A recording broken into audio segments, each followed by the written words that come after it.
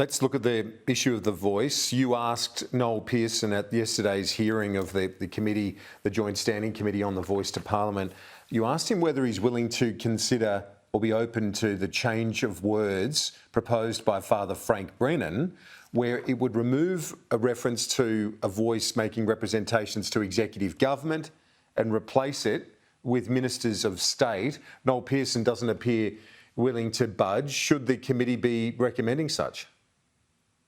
No one individual owns these words, and I know Noel Pearson has a long history and engagement in the words, but they're not his words, they're not the committee's words. In the end, the Parliament will confirm what the words are and the people will have their say.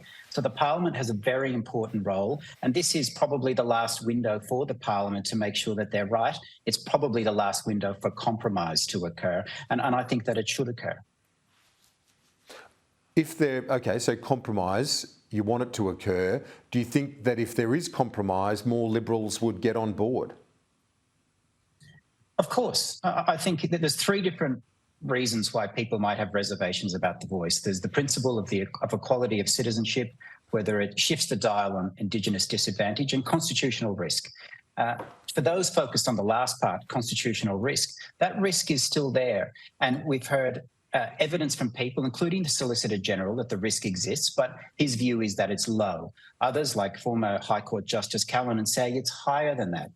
Our job, when we're looking at the Constitution, is to defer to any reduction in risk. And if we can do that by making the words tighter, and I think that can occur in a way that doesn't interfere in the intent of the process, then of course we should take that. And I think by doing that, you probably bring more people, not just in the Parliament, but in the community, from no to yes. And why wouldn't you take that?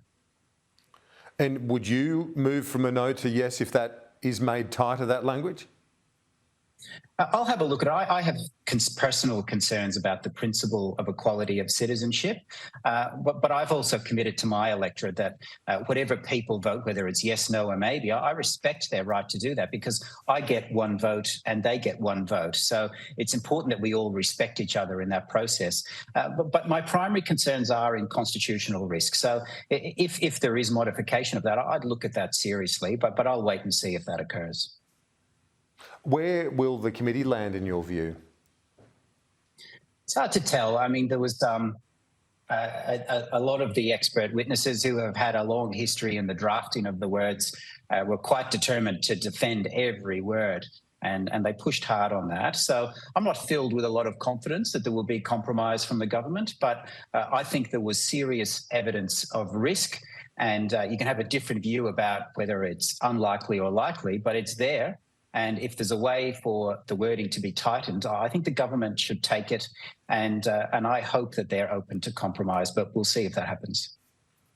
Well, one of those people arguing that very point is Father Frank Brennan. As I mentioned, you discussed his proposal yesterday in the committee. I spoke to him earlier on the program, and he's still maintaining his argument. He's going to keep lobbying until the Parliament deals with this issue. He believes that it's crucial to remove that level of doubt to do what you're saying, and that is to maximise the yes vote.